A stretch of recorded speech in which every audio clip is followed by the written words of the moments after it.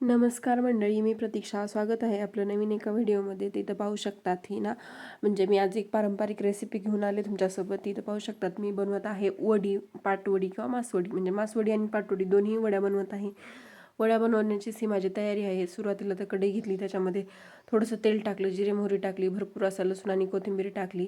जेवढं प्रमाण म्हणजे मला घ्यायचं आहे क्वांटिटी, तेवढ्या प्रमाणामध्ये मी ना ह्याच्यामध्ये इथं पाणी ॲड करून घेतलं. पाणी ॲड केल्याच्या नंतर ना तिथं म्हणजे मी हळद आणि मीठ टाकून घेतलं. पाण्याला भरपूर अशी उकळी येऊ दिली आणि जेव्हा पाण्याला उकळी आली ना, त्याच्यामध्ये जे आपलं बेसन पीठ असते हरभऱ्याच्या डाळीचं, ते टाकून हटून घेतलं.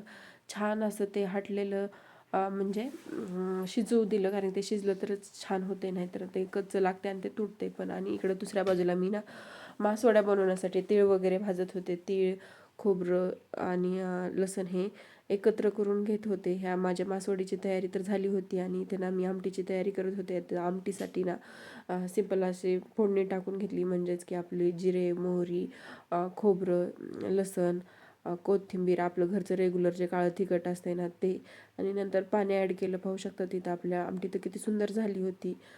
आमटी झाली, परत मासवडीही झाली. मासवडीसाठी मी ना ते जे आपण पीठ केलं होतं ना, ते पोळपाटावर मस्त असं एका कपड्यावर थापून घेतलं. त्याच्यामध्ये जे सारण तयार केलं होतं, तीळ, खोबरं, लसण, घरचं तिखट, ह्या सगळ्या गोष्टींचं सारण ना मी त्याच्यावर पसरून घेतलं. परत त्याला रुमालच्या सहाय्यानं असं त्याचा शेप बनवून घेतला वड्या थापून. इथं बघू शकता तुम्ही किती सुंदर झाल्या होत्या आपल्या दोन्ही प्रकारच्या वड्या.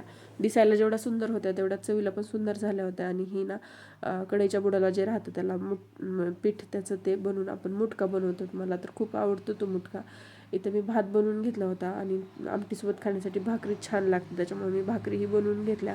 आता इथं मला ना तुमच्यासोबत इन डिटेल रेसिपी नाही शेअर करता आली, कारण की मध्येच माझा फोन स्विच ऑफ झालेला. त्याच्यामुळे मी ना बरेचसे सीन माझ्या ह्याच्यात स्किप झाले. तिथं माझं ताट म्हणजे मी परत ताट वाढून घेतलं. ताटामध्ये भात, भाकरी, लिंबू, कांदा, आमटी आणि वडी होती. टेस्टला खूप सुंदर झाली होती. तुम्हाला पण रेसिपी आवडली असेल ना तर एकदा ट्राय करून पहा. व्हिडिओ जर आवडला असेल तर लाईक करा, शेअर करा आणि चॅनलवर नवीन असेल तर सबस्क्राईब करा.